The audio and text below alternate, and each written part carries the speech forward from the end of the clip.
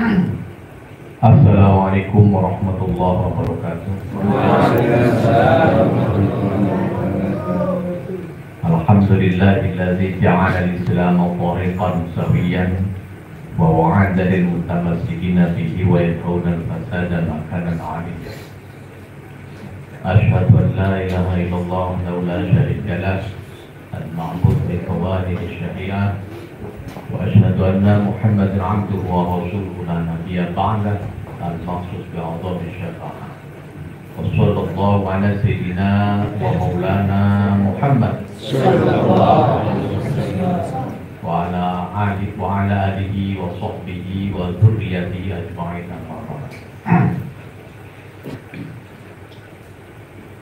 Yang saya hormati orang tua saya, Kiai Samani. Yang saya hormati pimpinan cabang Ansor Kabupaten Serang, Cak Ali.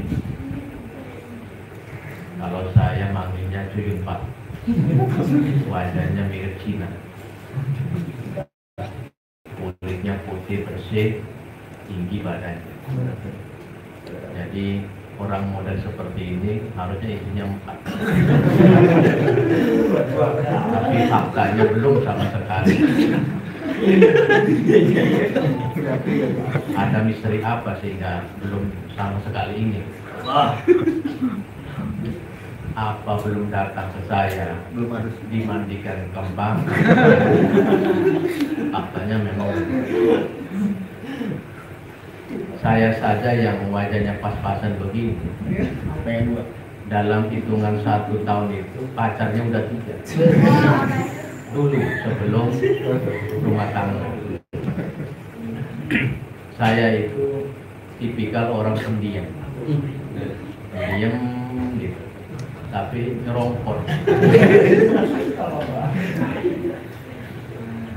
Jadi utak-atik pacar itu dalam hitungan 1 tahun itu bisa. Padahal wajah pas-pasan, gak pernah ngegoda kan? Anehnya perempuannya pada suka, karena mungkin penasaran diemnya ini gimana. Sekali ngomong ada.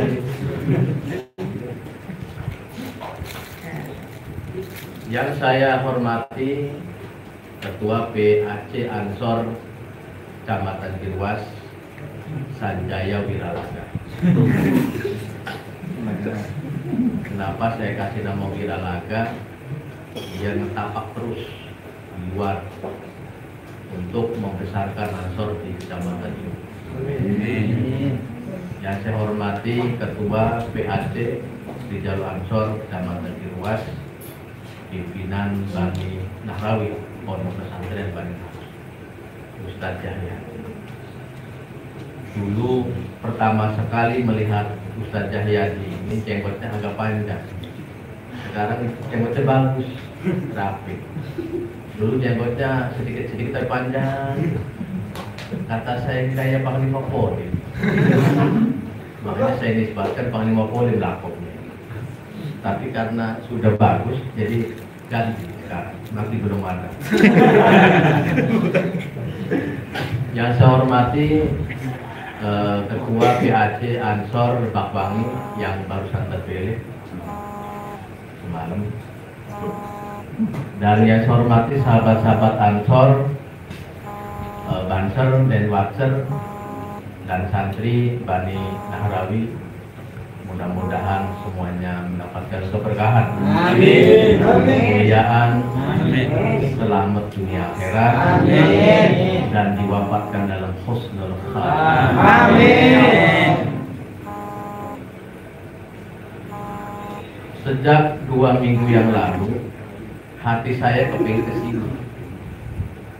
Ada apa di sini? Saya nelpon Sanjay nggak diangkat. Nelpon Ustaz Jahyadi katanya lagi di Cibubur. Ada apa ini orang-orang pada sini? Baru PPK Baru sudah tidak merespon telepon saya. Apalagi jadi bupati mereka. Amin. Ditelepon saya, posisinya masih PPK Panwas tapi tidak angkat. Ada apa? Maksud saya mau ke sini. Tapi karena memang tidak diangkat, maka belok arah ke Tangerang. Belok arah ke Tangerang. Karena ada kegiatan di Tangerang. Saya ini sebenarnya diposisikan jadi ketua PW Ridho Ansor itu ditunjuk. Tidak pernah meminta, apalagi lomba ataupun ikut pencalonan, tidak. Karena Ridho Ansor mah semi banon daripada Ansor. Sama halnya dengan Banser. Banser itu tidak ada pilihan Banser di misalnya, enggak ada. Adanya pertunjukan, ditunjuk. Nah, Ridho Ansor pun demikian, tidak ada pemilihan Ridho Ansor, yang ada penunjuk. Satu-satunya yang ditunjuk jadi ketua PW Ridho Ansor dari sekian orang yang dipilih dan diteliti, dipahami rekam jejaknya, saya terakhir untuk ditetapkan jadi ketua Ridho Ansor. Itu juga sedikit maksa karena memang butuh jawaban langsung. Katakan mau, kalau tidak. Saya bingung jawab. Tapi karena saya yakin sahabat-sahabat yang sekaligus mentor saya, ketua PW dan Sekwil, hadir pada saat itu, mudah-mudahan saya juga dibimbing dalam berorganisasi. Ya alhamdulillah, karena berkat bimbingan beliau-beliau itu berjalan di jalan sosial. Rikes kata orang meneng di jalan sosial, gerak terus. Enggak sayanya Ustaz Jayadinya gerak, Ustaz Jayadinya silap saya yang gerak. Begitu banyak, begitu seterusnya. Model Ustaz Jaya ini banyak seantero Banten, mengadakan pengajian, mengadakan kegiatan-kegiatan sifatnya keagamaan hampir setiap seminggu sekali, hampir sebulan sekali. Meriah. Kalau misalkan semuanya di live streaming, mubeng itu Facebook itu. Iya. Bisa HP-nya hang gitu. Karena kebanyakan orang yang lagi live streaming. Saya lihat Pagelaran, Pandeglang menyiarkan, Menes menyiarkan, Panongan menyiarkan, Ciputat menyiarkan, semua menyiarkan, termasuk Cilegon Jombang, aktif sekali. Kresek, banyak sekali. Saya lihat, saya cek, hampir setiap seminggu kali sekali begitu kegiatan. Ternyata ketika saya jadi pemateri di Lebak Bulus, Jakarta Selatan, MDS-nya itu baru mengadakan di Rosa. Kala itu saya datang itu, kata saya, sekelas DKI Jakarta ibu kota, kok baru ada pengkaderan pada saat saya datang ini, baru-baru itu. Artinya pengkaderannya hanya PKD, Diklatsan, PKL gitu. Untuk di Rosa belum ada. Lah Banten kan sudah berkali-kali. Nah, lebihnya Banten karena pengaruh ketua PW. Ketua PW Ansor Provinsi Bali. Orgelemen sebelum terwujud pelaksanaan itu terus ngebelin tadi. Laksanakan tanggal sekian. Laksanakan tanggal sekian, dibela. Model pimpinan kayak begitu. Dia pasang badan kalau sudah menginstruksikan sesuatu, pasang badan, diduitin. Dalam kasus-kasus tertentu yang sifatnya insidental dan sifatnya mendadak, itu perintahnya langsung. Perintahnya langsung dari beliau. Dan bukan hanya perintah, duitnya dikirim. Itu gaya beliau. Lasanya kan kelabakan. Dalam hitungan 1 jam 2 jam harus melaksanakan kegiatan. Tahu sendiri kader-kader kita itu melenyik semuanya, meleleh semuanya. Ada alasannya, bensinnya nggak ada, motornya bodong atau apa segala macam ada aja begini alasannya. Tapi nggak kehilangan akal. Orang-orang kampung, pemuda-pemuda saya manfaatkan untuk mengganti posisi kader-kader Banser, kader-kader Ansor yang tidak bisa hadir, kader-kader Rijal Ansor yang tidak bisa hadir. Saya kasih peci saja sudah pakai peci sarung, sorban bila perlu. Nggak ada yang bilang itu Rijal Ansor, atau tidak ada yang bilang bukan Rijal Ansor. Semua pas mengatakan itu, wong pimpinannya Rijal Ansor. Otomatis anak buahnya juga Rijal Ansor, udah karakteristik. Nah, ketika saya laporkan itu fotonya, videonya, Ketua Nuri nggak manggut-manggut, bagus. Jadi apa namanya, instruksi secara cepat itu sering ke saya. Sering. Kalau misalkan nunggu waktu 1 hari 2 hari, enak gitu. Masih bisa kita kontak kemana-mana, bisa. Masih bisa koordinasi. Tapi kalau hitungannya 3 jam, 4 jam, mabok gitu. Itu sering kayak begitu. Jadi saya sudah terlatih dalam konteks berorganisasi, dibina secara langsung, secara praktik langsung, bukan hanya teori saja. Kata Nuri, ketua PW, ketua Nuri. Kalau bab teori, bab dalil, sudah saya nggak sanggup ngurusin. Tapi kalau urusan praktek saya yang punya, laksanakan itu. Nah, seperti itu. Jadi di dalam ritme berorganisasi itu ada kalanya bersih tegang, ada kalanya bercanda, ada kalanya serius, ada kalanya instruksional, ada kalanya saran. Itulah organisasi. Kalau dalam berorganisasi ambekan, apa ambekan itu? Baperan ya. Ambekan belakang ya? Salah ya. Ngambekan, bukan ambekan apa? Ngambekan ini, baperan. Kayaknya udah selesai. Sudahlah, saya khatam, sudah tamat, sudah tidak di organisasi lagi. Kayak begitu. Coba bayangkan, ini kasus yang nyata, suruh membentuk kepengurusan Rijalul Ansor Kabupaten Lebak, orangnya yang jadi ketua, rencana yang jadi ketuanya itu tinggalnya di ujung Lebak, adanya di Ciharang dekat Bayang. Saya tidak dikasih duit, tidak dikasih ongkos, jalan ke sana. Untung ada Ustadz Sofyan, Ustadz Sofyan dari Cikande dengan Kang Sanusi untuk mengawal saya. Kebetulan Ustadz Sofyan ini punya ini apa namanya ruko, furniture, tuh, apa kursi segala macam itu ya. Dia punya duit lagi ya. Mobilnya dari dia, bensinnya dari dia, rokok dan makannya dari dia. Saya mah udah tinggal duduk saja, langsung ke Bayang, ke ke Ciharang. Di sana sudah menunggu kepengurusan baru yang mau dibentuk dan disahkan oleh saya waktu itu. Coba bayang, tanpa dikasih duit lah, jalan aja ke sana. Berapa jam coba nyampe? 8 jam. Ibarat kata 3 kali bolak-balik Jakarta Serang menuju Bayang. Belumlah jalannya berkelok, belumlah naik turun gunung dan bukit. Payah badan itu kalau waktu itu dirasa-rasa. Tetapi sambutannya luar biasa karena menganggap bahwa orang pimpinan wilayah serius untuk membentuk kepengurusan di tingkat kabupaten.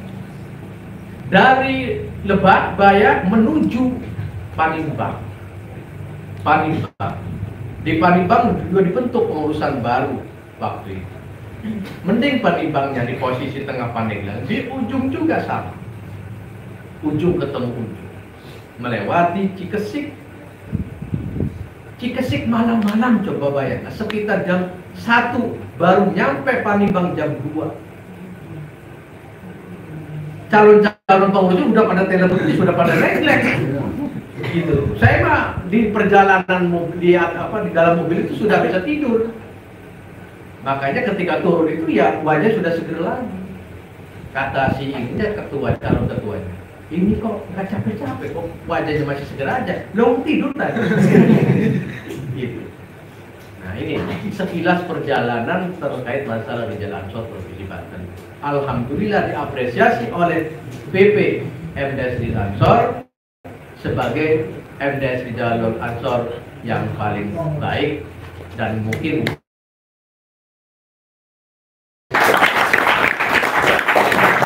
ini yang ngomong bukan saya tapi Mas Adam Marifat yang melaporkan hasil rapat di tingkat DPP atau tingkat pengurus pusat bahwa masuknya klaster apa? Klaster A, klaster A kan? Karena produktivitas ngajinya digalakkan oleh saya. Ini ngaruh ini. Jangan dikira nggak ada pengaruhnya, pengaruh. Apa artinya saya seorang diri kalau tidak dibantu, tidak digerakkan oleh orang-orang budaya Nusa Jaya, nggak ada artinya. Masa sendiri nantu aja sendiri nggak bisa. Jadi ada orang-orang yang menggerakkan di bawahnya ini. Itulah organisasi. Dan saya yakin persis apa yang dikatakan oleh Cak Ali bahwa keberkahan di NU itu luar biasa. Ya perlu diingat bahwa di NU itu lapis kiainya ada 3. Ada kiai yang masyhur yang masuk dalam struktur kepengurusan NU dari berbagai tingkatan, dari PBNU, PWNU, PCNU, MWCNU sampai PLNU, itu isinya kiai. Isinya kiai. Di luar itu ada kiai khos. Kiai khos itu kiai-kiai yang tidak jadi pengurus NU, tapi mikirin NU, ngebela NU, bahkan ngenasihat NU dan mendoakan NU. Di luar itu pun ada namanya ulama khosil khos, khosnya khos yang tidak kelihatan oleh kita. Tampangnya mungkin tukang beca, tampangnya mungkin petani telur, tampangnya mungkin tukang apa begitu, profesi-profesi yang hina kayak begitu, tapi isinya ulama, isinya wali. Itu tidak bisa kita lihat. Dan faktanya mereka lah yang mendoakan NU. Sampai hari ini NU eksis dari tahun 1926 sampai 2023, 1 abad lama. Organisasi yang sepanjang perjalanan sejarahnya dihantam oleh isu, dihantam oleh gerakan-gerakan politik, dihantam oleh beberapa fitnah-fitnah yang sangat keji dan membahayakan pada saat itu. Ketika tahun 1928 itu perlawanannya dengan orang-orang Wahabi langsung sangat keras sekali, menghina NU, menghina Hadratus Syekh Hasyim Asy'ari, bahwa beliau dianggap sebagai antek kolonial. Karena apa? Tahun 1928 itu mengadakan muktamar NU di Surabaya, mengundang Gubernur Jenderal. Gubernur Jenderal. Waktu itu kalau tidak salah di Sudiyo pada tahun 1928. Kubu sebelah orang-orang Wahabi, ulama-ulama Wahabi marah. Loh, kenapa NU katanya isinya adalah orang-orang kiai, ulama-ulama? Loh, kenapa yang akan menyambut atau yang akan meresmikan justru pemimpin kafir? Ya, Gubernur Jenderal itu kan kafir. Dicemooh, dihina, dilecehkan. Hadratus Syekh Hasyim Asy'ari. Syekh Hasyim Asy'ari berpegang teguh pada prinsip bahwa lebih baik kita mengikuti pemimpin meskipun itu kafir daripada sama sekali tidak ada pimpinan. Dan diartikan bahwa NU itu harus berdasarkan legalitas negara. Karena negara dalam posisinya dipimpin oleh orang kafir, yakni Belanda, maka mau tidak mau kondisi ini tidak bisa diragukan untuk dilegalitaskan atau diresmikan berdasarkan resminya negara. Maka pada saat itu ketika Gubernur Jenderal datang ke Surabaya meresmikan NU sebagai Hoofdbestuur. Bahasa Belanda itu Hoofdbestuur, isi apa arti bahasa Indonesia itu badan hukum. Badan hukum. Lembaga yang sudah punya izin, punya legalitas atas nama negara Hindia Belanda. Hoofdbestuur. Itu tahun 1928. Dan Muhammad V belum. Begitu lahirnya lebih dahulu 1912, tetapi Hoofdbestuurnya tidak turun-turun. NU 1926, 1928-nya sudah dapat Bundesgruppe. Ini luar biasa. Karena apa? Jenialnya otaknya Hadratus Syekh Hasyim Asy'ari. Gak jadi masalah pemimpinnya mau kafir mau apa. Yang jelas negara ini kalau ada pemimpinnya ditaati dalam konteks bernegara, bukan dalam konteks beragama. Makanya kata Hadratus Syekh Hasyim Asy'ari, jangan pertentangkan antara agama dengan negara. Dan jangan dipisah-pisahkan antara negara dan agama. Agama ya agama, negara dan agama. Negara ya negara, agama dan agama. Saling beriringan, saling menguatkan dan saling mempengaruhi, tidak perlu dipertentangkan. Saling mengait antara satu dengan yang lain. Ini Hadratus Syekh yang mau. Maka kata kuncinya kata Hadratus Syekh Hasyim Asy'ari, hubbul watan minal iman. Cinta tanah air sebagian daripada itu. Ternyata mujarab kata-kata ini sampai menusuk ke relung-relung kita kader-kader NU sampai generasi sekarang ini. Dari dulu sampai sekarang, hubbul watan minal iman ini ternyata adalah jimat ampuh untuk menguatkan nasionalisme orang NU. Kalau ditanya misalkan nasionalisme orang NU, jangan diragukan. Sudah pasti NU itu adalah nasionalis. Sudah pasti Ustadz Jahyadi ini nasionalis. Sudah pasti Sanjay ini nasionalis. Sudah pasti Cak Ali ini nasionalis. Tidak bisa diragukan. Kenapa? NU pasti nasionalis. Sekaligus agama. Makanya sering dicibir, katanya Islam kok pakai peci hitam, kok pakai loreng-loreng, kok pakai celana katanya Islam, terus ada yang pakai belangkon lagi. Ini kayak dalang. Semua dikata-katain nggak benar kalau ke Ansor itu. Bawaannya nggak benar selalu dipandang mereka orang. Karena mereka pakaiannya itu kan sorban, gamis, jenggot panjang, jidat hitam, celana cingkrang. Mereka menganggap bahwa pakaian itu pakaian syar'i, pakaian sunnah, pakaian kanjeng Nabi. Padahal belum tentu pakaian kanjeng Nabi seperti itu. Bahkan jidat hitam itu bukan berarti atharus sujud. Yang disebut atharus sujud itu adalah cahaya yang cerah di wajah orang yang suka sholat, yang suka sembahyang, yang suka ibadah. Bukan atharus sujud itu letaknya di jidatnya hitam. Gampang sekali untuk menghitamkan jidat, digosok-gosok dengan silet kenceng sudah bisa itu. Tapi bukan itu atharus sujud itu. Yang dimaksud atharus sujud itu adalah cahaya. Ada sisi cahaya yang nampak dalam wajah orang yang suka sembahyang itu. Kelihatan sekali, walaupun kulitnya hitam geteng. Tapi kalau doyan sholat mah ada cahayanya.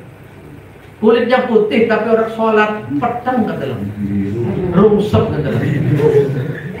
Itu ada perbedaan. Atharus sujud itu begitu. Terus celana cingkrang, apakah ada kanjeng Nabi pernah pakai celana cingkrang?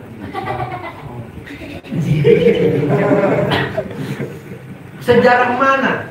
Ditulis siapa? Bahwa kanjeng Nabi pakai celana cingkrang? Enggak ada itu. Masa ada orang Arab pakai celana? Pakai jubah yang ada. Pakai jubah, pakai baju kurung itu orang Arab. Nggak ada ceritanya pakai celana pendek, celana cingkrang. Dimerekin celana sunnah. Sunnah apaan? Gitu. Hampir setiap menit, setiap jam, setiap hari saya taruh dengan orang Wahabi di media sosial. Taruh terus, pakai dalih. Saya contoh gini, gak bakal saya ngalah itu, gak bakalan. Kalau itu lawannya orang-orang Wahabi, gak bakal. Dan itu sudah hampir bisa merontokkan ratusan orang Wahabi setiap harinya. Belum lama ini ada kasus Syamsul Ma'arif dikatakan sebagai kitab sihir. Saya jawab dengan tulisan. Ramai itu pada waktu itu. Saya trending topik pada saat itu. Karena apa? Dipuji oleh ulama-ulama Jawa Timur bahwa ini ada orang Banten yang sanggup menjawab tantangan dari Ustadz Baidani yang mengatakan bahwa kitab ini Syamsul Ma'arif isinya adalah sihir. Saya tolak mentah-mentah dan saya bantah dengan dalil-dalil. Mereka memujinya orang Banten hebat.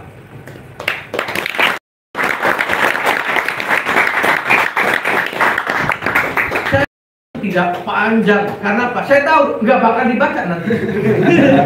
Ya kan? Tapi secukupnya penulisan tentang Banten ini tidak terlalu panjang dan juga tidak terlalu pendek, sebutuhnya. Dalilnya ini saya terangkan, saya rincikan, dan alhamdulillah dapat pujian dari ulama-ulama Jawa Timur, ulama-ulama yang Jawa Timur. Ini dari mana? Siapa yang tulis ini? Begitu dicoba dilihat, nggak ada KH-nya. Lah, emangnya bisa nih kiai? Nggak ada kiai yang bisa nulis kayak begini. Lah, emangnya saya pengen dianggap kiai? Nggak perlu, kata saya. Tapi kan ada ulama dari Jawa Timur itu yang tahu kepada saya, karena memang berteman, ya banyak yang dia yang menjawabinya. Nah ini pengaruh keberanian orang Banten melawan opini-opini yang dilakukan oleh orang-orang Wahabi. Tidak lama, sekitar beberapa bulan yang lalu, ada Ustadz Firanda mengatakan bahwa Sunan Kalijaga itu wali setan. Saya jawab, saya bantah dengan tulisan tinjauan filologis daripada Sunan Kalijaga, tinjauan sejarah daripada Sunan Kalijaga. Saya tulis panjang lebar, bukti-bukti sejarahnya, arkeologisnya, filologisnya, saya ungkap semuanya. Dan itu direspon oleh ulama-ulama Jawa Timur dan Jawa Tengah dan Jawa Barat. Ini yang benar. Nah, ukuran Firanda itu kan ukuran film. Masa iya film jadi sumber? Nggak bisa.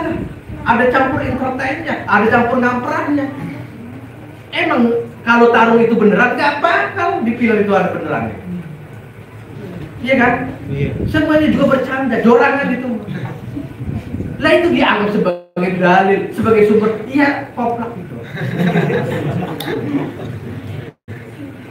Sunan Kalijaga itu dalam film itu menjaga tongkat di pinggir kali. Tongkatnya siapa? Sunan Bonang. Faktanya adalah begini, si tongkat itu memang ditancapkan di situ, disuruh menunggu, nanti saya balik lagi. Tapi kamu tungguin di sini, jangan kemana-mana. Bukan berarti duduk di pinggir kali, bukan.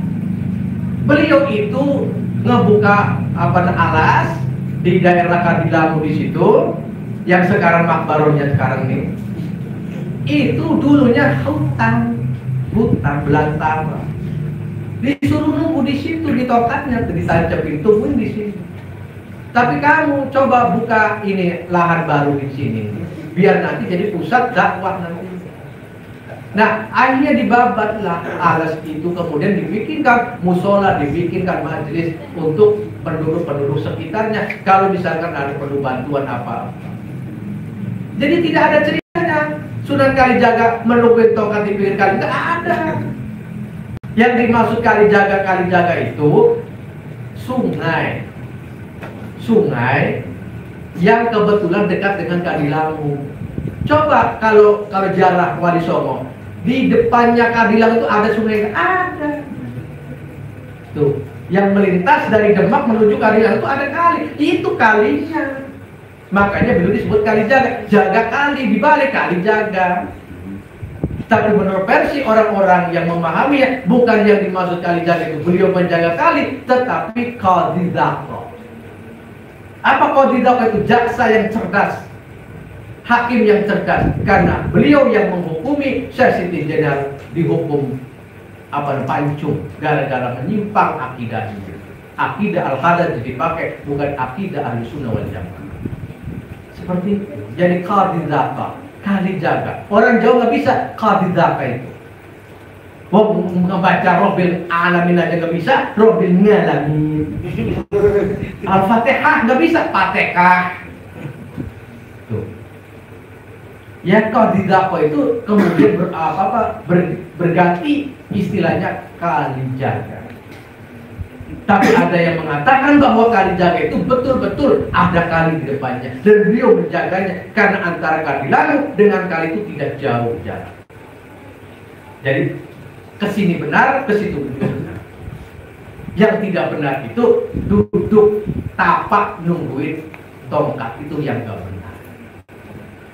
Yang benar itu beliau belajar tarekat, belajar suluk, sehingga beliau kemudian diangkat sebagai murid dari Sunan Bonang yang menjalankan tarekat, sehingga kemudian beliau naik posisi makomatnya menjadi makom wali, yang tadinya murid menjadi mursyid.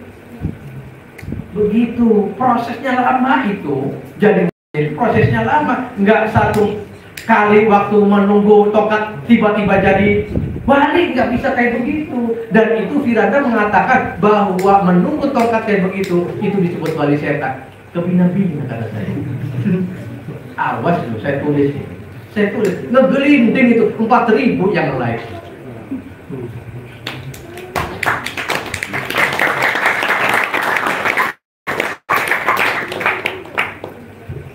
Tenggelam Firanda, timbul si Jawas itu naik mobil. Itu kan paling orang-orang kayak begini.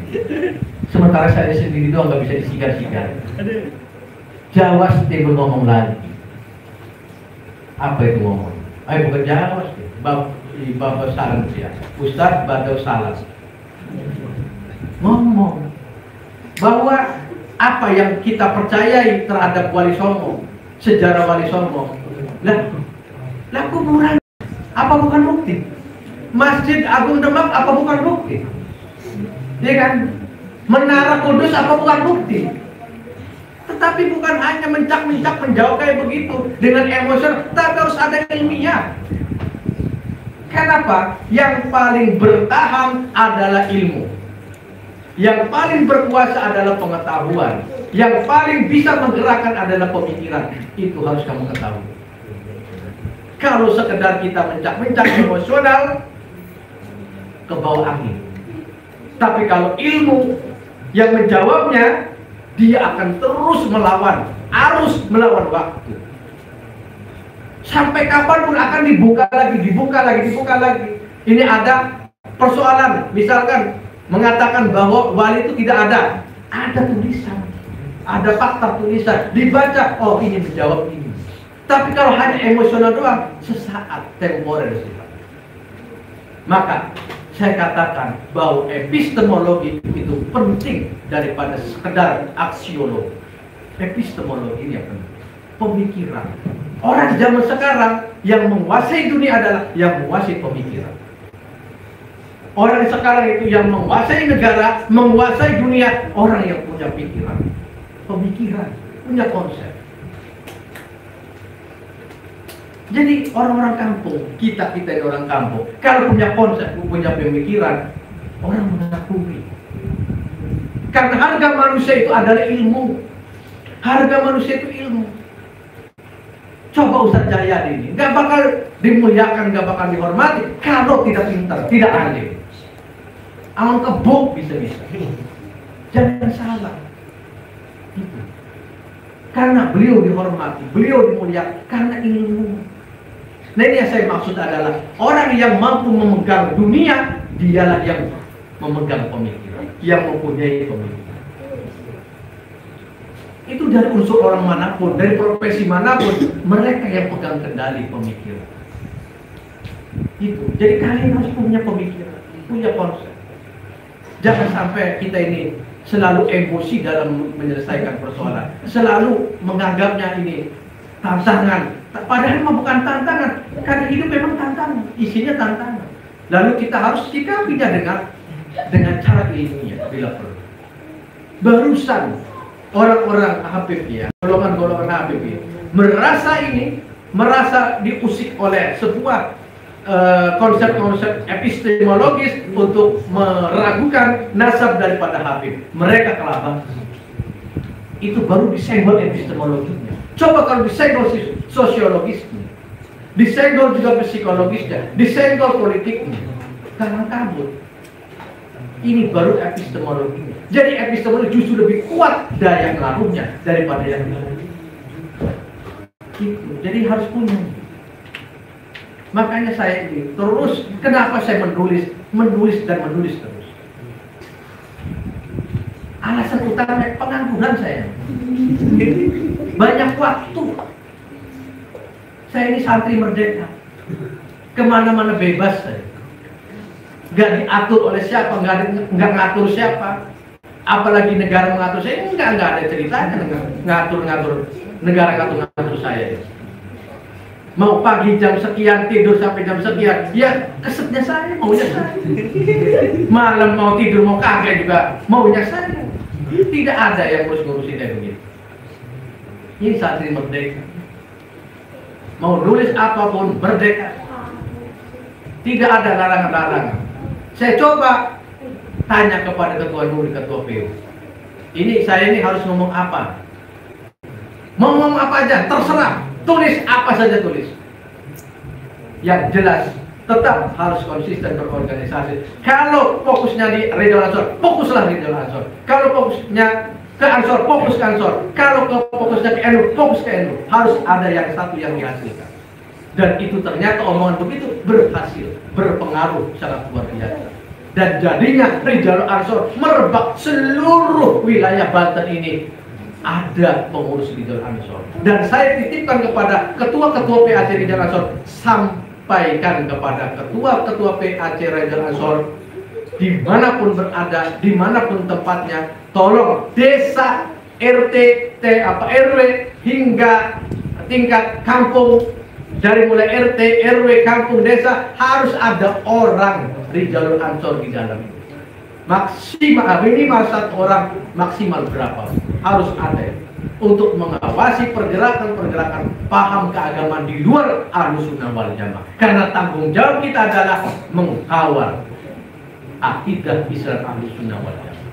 Dan kerja kita adalah long life, sepanjang masa.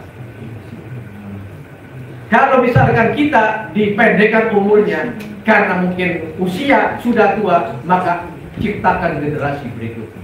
Terus menerus ciptakan generasi berikutnya yang disebut regenerasi. Ustaz Jahyadi nanti 20 tahun yang akan datang menua, harus ada generasi. Sanjay 20 tahun yang akan datang sudah kerepot, harus ada generasi. Tidak boleh mati hanya di posisi kita sementara. Harus ada regenerasi. Karena Ansor dan NU adalah organisasi kerabat, organisasi yang isinya para wali. Dan saya yakin wali-wali itu tengah mendoakan kita yang tengah menggerakkan NU dan Ansor. Doa wali pasti dijarab, dan itu yakin bagi saya. Dan berkahnya luar biasa sekali. Apa yang dikatakan saya sungguh betul, dan saya rasakan. Kemana-mana saya pergi, siapa yang ngasih duit? Kagak ada, tapi bisa jalan, coba. Apalagi saya jadi komisaris BUMN, ngacir bisa-bisa kemana-mana negara. Gak punya jabatan, gak punya apa aja sudah bisa ngacir apa kanan kiri dari seluruh Ciputat sampai Cikesik, dari Cikesik sampai Bayak, dari Bayak sampai Pontang, dari Pontang sampai ke Kresek, dari Kresek sampai ke Pabilaran Pandeglang. Muter saya tiap seminggu sekali itu pasti muter. Kenapa? Saya merangkul kiai-kiai yang belum NU. Saya merangkul ustadz-ustadz alumni pondok pesantren yang belum di NU kan, yang belum masuk struktur NU. Saya ajak mereka untuk masuk ke NU. Ngapain saya datangin orang NU? Nggak perlu, mau sudah NU kok. Kalau saya datang ke orang NU pasti minta berkat. Tapi kalau yang belum NU saya datangin, itu berarti mengajak mereka untuk NU. Dan itu saya kerjakan hampir seminggu sekali untuk mendatangi pelosok-pelosok di Banten ini. Tidak ada kata menyerah. Tidak ada kata yang menyerah. Selama hayat masih di kantong badan. Lalu kenapa sih semangat begitu? Ya semangatlah. Mau merdeka, mau bisa melihat yang cerah-cerah. Masih bisa memilih si anu. Nggak ada pantangan buat saya. Hanya saja waktu dan timing dan money yang belum ada. Kalau dua komponen itu ada, insya Allah. Atau mungkin saya menghormati ahli. belum 2, belum 3 karena menghormati Cak Ali. Bisa jadi begitu. Nah ini, dan yakinlah bahwa kita ber-NU itu dengan dasar ikhlas karena Allah, khidmat pada NU itu karena ikhlas karena Allah. Tidak ada niatan apapun, tidak ada kepentingan apapun. Persoalan kemudian Ustadz Jaya jadi PPK, Ustadz Sanjay jadi Panwas, itu mah bonus. Bonus itu mah bukan tujuan, bukan target. Kelebihan faidul amal ibaratnya kan. Kelebihan amal. Jadi ada saja hal-hal yang mengenakan, itu berkah itu yang dimaksud. Tahu-tahu Ustadz Jaryadi dilantik jadi PPK, Sanjay tiba-tiba dilantik jadi Panwas. Ini orang-orang barusan kemarin saya lihat aktivitas di NU, di Ansor, kok sudah berusia begini kata saya. Sementara saya nggak jadi apa-apa.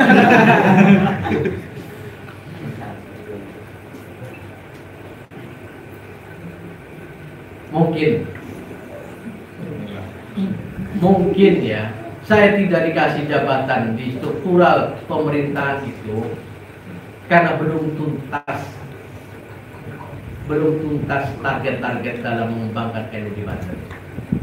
Saya tidak peduli saya posisi di NU sebagai apa. Giro saya adalah bagaimana meng-NU-kan Banten ini. Yang tadinya jamaah harus dijamiah. Yang dari kultural agar struktural. Karena kalau dibiarkan mereka itu bergeser akidahnya, bergeser amaliyah. Kalau harokahnya tidak digerakkan, organisasinya tidak digerakkan, mereka akan digiring oleh kelompok-kelompok lain, bersebelahan dengan kita, berseberangan dengan kita. Dan itu terjadi. Perumahan-perumahan itu hampir rata-rata Wahabi. Gambaran umum daripada pergerakan kita di Ansor dan NU ini. Betapa harum birunya ataupun suka dukanya kita itu dalam mengarungi perjalanan di NU dan di Ansor ini. Jadi jangan sampai merasa bahwa di Ansor ini jadi beban bagi kita, tapi Ansor adalah rumah kita sendiri, rumah kita sendiri, dipoles oleh kita sendiri, dimajukan, dibaguskan oleh kita sendiri, karena merasa rumah sendiri. Jangan merasa berat dan jangan merasa terbebani sekali lagi. Jangan merasa berat. Senang-senanglah beransor. Makanya ada kata-kata yang enak didengar. Yuk kita ngansor. Apa kata saya ngansor itu? Ternyata adalah ada dalam kegiatan ansor. Kata-kata ada marifat itu ngansor. Apa ngansor itu? Saya bikin nasgor. Ternyata ngansor. Sering itu di status tadi. Yuk kita ngansor. Ngansor. Nasgor ini. Kan begitu. Nah ini. Nah jadi kita sekali lagi perlu ketegasan sikap, yakni karena Allah berkhidmat di Ansor dan NU. Insya Allah keberkahan. Insya Allah ada keberkahan yang akan kita rasakan. Karena memang perbedaan di antara kita itu letaknya di berkahnya. Mungkin Sanjay ini jadi pan ini berkah, berkahnya Sanjay. Dan itu bukan berkahnya saya. Jadinya PPK saudara Cak Ali, saudara Jahyadi, berarti berkahnya beliau, bukan berkahnya ke saya. Iya kan? Tapi saya diberkahi bebas, tidur jam berapa saja bebas, mau kemana-mana saja bebas, mau tidak tidur juga semalam bebas, mau nulis apa saja bebas, mau nonton apa saja bebas, apa saja bebas. Itu mungkin berkah. Tidak ada yang merasakan kebebasan daripada saya seperti sekarang. Wahyu bisa. Belum ada waktu kan saya tadi bilang. Belum ada waktu. Karena saya menunggu cali. Begitu. Gitu ya. Coba yang lain-lain itu. Ya, kesibukan, diikat oleh kesibukan. Mungkin karena kaitannya dengan negara, ya kan, pemerintahan dan segala macam. Saya bebas. Mungkin di kala waktu yang akan datang bisa saja saya masuk di sebuah tatanan pemerintahan ataupun tatanan apa yang sehingga itulah keberkahan yang kedua. Bisa jadi begitu. Ya. Jadi keberkahan itu tidak akan sama. Si Haitami dengan Sanjay itu nggak bakal sama. Keberkahannya di si siapa? Haitami hanya PPS. Keberkahannya ini Barwas, keberkahannya si Jayadi PPK. Beda-beda. Ini sama sekali tidak ada keberkahannya. Mungkin beda berkahnya apa? Luntar langsung itu berkah. Gitu. Semua kita anggap keberkahan kalau itu menyenangkan, mendamaikan, membuat tenang kita hidup, membahagiakan hidup, itulah arti sebuah keberkahan. Karena pasti berbeda antara kita dengan yang lain. Satu dengan yang lain pasti berbeda. Benek nih, beda berkah. Benek bukan itu. Beda. Jadi nggak sama. Makanya jangan hasut satu sama lain. Jangan hasut. Karena pasti berbeda. Bisa saja ini akan jadi dewa. Amin. Dengan tampang begitu jadi dewa. Bisa jadi. Mungkin berkahnya itu jadi dewa itu. Iya, jangan salah sangka. Orang model kayak begini jadi dewa. Bisa saja. Gitu. Tampang kayak begini, pakai belangko segala sarung, bisa jadi komisaris. Amin. Siapa yang tahu masa depan ini? Gak tahu. Kita nggak tahu. 5 tahun yang akan datang tidak bisa kita terkait apa yang akan terjadi. Jangankan 5 tahun, besok apa yang terjadi nggak tahu. Faktanya apa? David, anaknya Jonathan, Bang Jonathan, itu ternyata jadi penyebab apa bergejolaknya pajak di Indonesia ini, bergejolaknya keuangan negara Republik Indonesia gara-gara Banser, anak Banser. Efeknya luar biasa loh. Kebongkar habis-habisan sekarang. 300 triliun itu di permasalahan. Karena apa? Tidak ada kejuntungan kemana arah. Belum lagi kekayaan seorang bapaknya si Mario tersebut 56 miliar itu sekarang dibekukan di rekening banknya. Ini efek. Gitu. Jadi hebat melatihnya itu di situ. Apa melatih kalau bahasa sekarang, bahasa kita? Kualat. Siapa yang mencoba menghancurkan NU, dia akan merasakan kehancurannya. Siapa yang melawan NU, dia pasti tumbang dengan sendiri.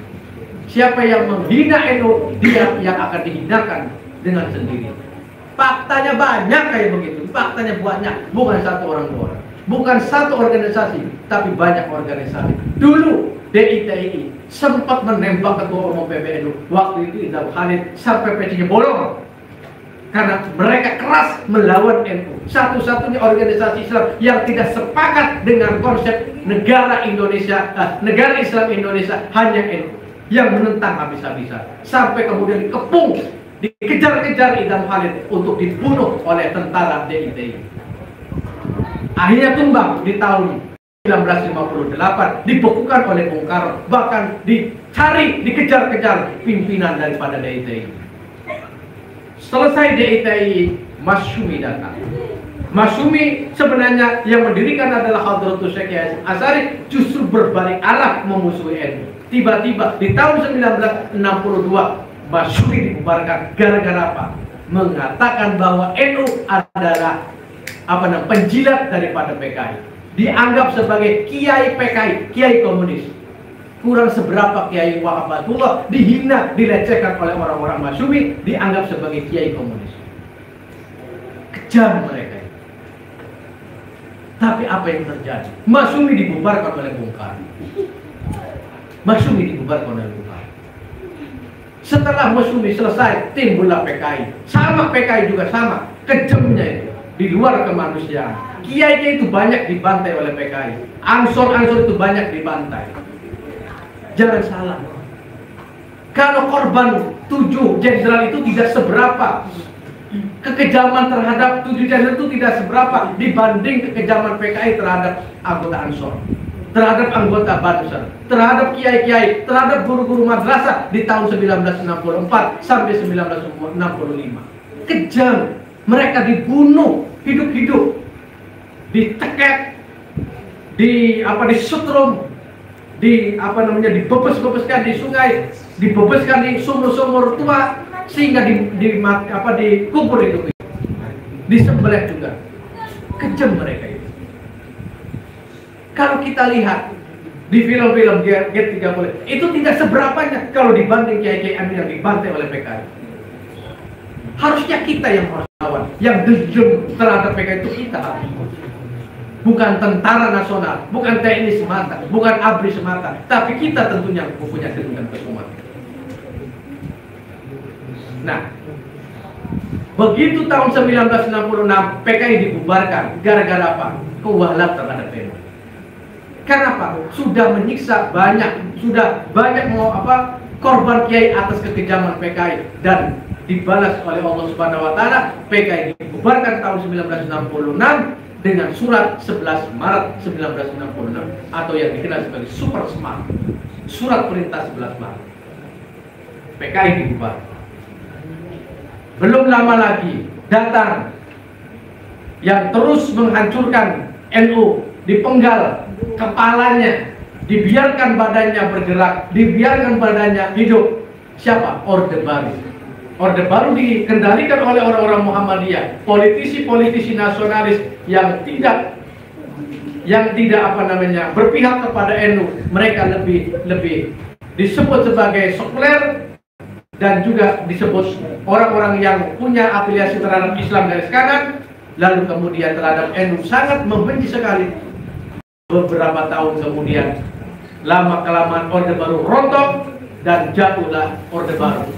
Timbul kemudian HTI, bubar karena sudah melecehkan orang-orang NU, menghina kiai-kiai NU. FPI barusan dibubarkan oleh negara karena apa? Selalu bikin bikin onar, bikin kejahatan terhadap kiai-kiai NU. Ini sudah menjadi fakta. Ternyata NU itu selalu jadi korban. Dari awal pendiriannya NU di tahun 1926 hingga saat ini, NU selalu jadi inceran orang-orang yang tidak senang terhadap NU.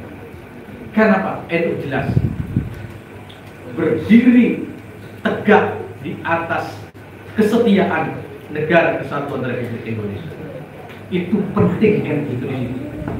Makanya arti sebuah NU di situ letaknya bahwa separuhnya negara ini adalah NU. NU adalah NKRI, NKRI adalah NU. Maka disebutnya NKRI harga mati bagi orang NU. Karena NKRI yang mendirikan adalah orang-orang atau tokoh-tokoh Nahdlatul Ulama seperti Kiai Wahab Abdullah, Kiai Mashkur, Kiai As'ad, Kiai Mahrus Ali, Kiai Mahrus Ali, Lirboyo, Kiai Idam Khalid, Kiai Wahid Hashim, dan Kiai Wahid Wahab, anaknya Kiai Wahab, berperan dalam mendirikan negara kesatuan Republik Indonesia. Tidak ada ceritanya Kementerian Agama ada di Republik Indonesia kalau tidak ada peran Kiai Wahid Hashim. Itu harus dijelaskan di sini bahwa Kiai Wahid Hashim punya peran penting mendirikan Kementerian Agama Republik Indonesia ini. Karena apa? Bung Karno pernah menjanjikan kalau persoalan masalah Piagam Jakarta ini menjadi polemik, maka jalan satu-satu penyelesaiannya adalah negara kesatuan Republik Indonesia harus berdasarkan Pancasila, berdasarkan Undang-Undang Dasar 45 dan 7 ayat yang terdata dalam pasal 29 ayat 1 dan ayat 2-nya itu harus dihapuskan, dan bahkan pada Pancasila Pancasila sila 1 cukup ketuhanan yang Maha Esa. Tetapi Kiai Wahid punya pikiran lain. Kalau misalkan menghapuskan syariat Islam, itu artinya negara ada dalam kendali nasional sekuler, agama dibiarkan terlantar dalam negara. Ini menjadi bahaya juga. Karena apa? Prinsipnya agama penting bagi negara, negara penting bagi agama. Dua-duanya sangat kait-mengait, tidak ada pertentangan, tetapi berjalan bersama-sama. Ki Wahid memposisikan di tengah-tengah itu, mediator, sebagai tawasud, sebagai orang yang menengahi, seorang yang moderat, tidak belok ke kanan, tidak belok ke kiri, dia tegak lurus, membela kepentingan nasional, membela kemaslahatan kemaslahatan umum atau al-maslahatul ammah. Ini Ki Wahid. Maka ketika mampu mengkondisikan dan menenangkan ataupun mendamaikan dua konflik yang dua kubu yang saling berkonflik tersebut antara nasionalis sekuler dengan agama atau garis kanan, Sehingga kemudian Ki Wahid ditanya, lalu bagaimana bentuk konkret daripada ketika agama, ayat-ayat ataupun pasal-pasal yang berkaitan dengan agama dihapus? Ki Wahid mengusulkan bentuk Kementerian Agama. Dari sinilah Bung Karno punya jawaban tersendiri. Akhirnya apa? Sepakat 7 kata dihapuskan dalam Undang-Undang Dasar 45 atau dalam pembukaan Undang-Undang Dasar 45 sehingga diganti menjadi ketuhanan yang Maha Esa, dan itu sudah mencerminkan bahwa semua mewakili agama-agama. Sehingga disahkan Kementerian Agama melalui keputusan Presiden Republik Indonesia pertama Insinyur Soekarno. Kementerian Agama baru didirikan di tahun 1946, tepatnya 4 Januari 1946, dan jadi Menteri Agama pertama adalah Profesor Dr. H.M. Rashidi, anak buah daripada Ki Wahid. Profesor anak buahnya Ki Wahid. Luar biasa. Hebatnya Kiai ini. Padahal antara Kiai Rashid dengan Ki Wahid itu jaraknya jauh itu umurnya. Profesor Rashid itu lebih tua daripada Ki Wahid. Ki Wahid jadi Menteri Agama usianya berapa? 38. Usia sangat muda. Sudah jadi Menteri Agama, sudah menjadi Menteri Negara. Di tahun 1950 beliau dalam posisi umur segitu. Jadi sangat-sangat muda sekali. Ini menjadi contoh bagi kita bahwa ada tokoh NU yang luar biasa dan perlu kita contoh. Satu lagi anak muda yang hebat, yang brilian, yang pemberani, yang cerdas, yang kaya, siapa? Subhan Jante. Ini anak muda yang progresif revolusioner. Harusnya ini ikon daripada Ansor. Bahwa ketika bicara tentang tokoh, maka Subhan Jente yang jadi tokohnya daripada gerakan pemuda Ansor. Ini kan kadang kita bingung. Ini Ansor ini yang mentokohkan siapa sih sebenarnya? Kalau menurut saya, usulan saya, Subhan Jente jadi ikon daripada gerakan pemuda Ansor ini. Karena apa? Watak daripada Subhan Jente itu adalah progresif revolusioner. Tetapi dia bertahan dalam manhajnya Ahlussunnah wal Jamaah. Dia bertahan dalam amaliyah Ahlussunnah wal Jamaah. Dia bertahan dalam tradisi ke Indonesia. Dia bertahan dalam budaya Nusantara. Dan itu sangat mengilhami kita dalam hal pergerakan di Ansor ini. Harusnya begitu. Subhan Jente ini jadi ikon. Jadi tokoh kita. Di samping tokoh-tokoh yang lain yang hebat-hebat seperti Gus Dur. Ini Gus Dur ini luar biasa. Tidak ada tandingnya Gus Dur ini. Dan sampai 100 tahun pun belum tentu ada yang sanggup menyamai kehebatan Gus Dur. Seorang yang punya kejeniusan, yang punya terah darah biru, yang punya kemampuan ilmiah yang sangat tinggi. Otaknya karena memang jenius. Nggak ada yang mampu menyamai kehebatan Gus Dur. Di samping dia pintar menulis, berpolitiknya cerdas, menghafalnya juga ingatan seperti Alfiah, seperti Joel Maknun, seperti Imriti, seperti Syarah Hikam, beliau mampu di luar kepala. Tapi di sisi lain, beliau sanggup memahami ideologi-ideologi negara, ideologi-ideologi dunia. Dia sanggup menguasainya itu. Tapi di sisi lain, beliau sanggup pula menerka mana makam yang punya keramat. Mana makam yang ada keramatnya beliau tahu. Itu kehebatan. Kalau kita nggak jatuh, ya ada saja sudah. Misalkan ada itu terkenal makamnya Syekh Jamaluddin Pulau Merak, paling kita bisa jalan, tidak bisa menemukan makam mana. Tapi Gus Dur mampu. Wajar kalau sekarang penjiarannya itu tidak berhenti-henti sampai jam siji bengi sampai subuh petit. Itu penjara tidak dari manapun berada, dari mana arahnya daerah itu berduyun-duyun masuk ke Tebu Ireng untuk ziarah ke Gus Dur itu. Luar biasa, berdecak kagum saja. Meskipun hujan, diguyur hujan kala itu, tapi ada saja orang-orang mau ziarah itu. Luar biasa.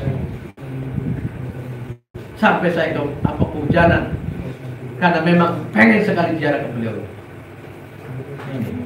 Jadi patut kita merasa bangga punya Gus Dur yang hebat ini. Jadi ini pembicaraan saya ini untuk menyemangati sahabat-sahabat Ansor di Ciruas ini, menjadi spirit untuk ke depan bahwa jangan sampai ragu beransor. Jangan sampai ragu dalam beransor. Waalaikumsalam warahmatullahi wabarakatuh.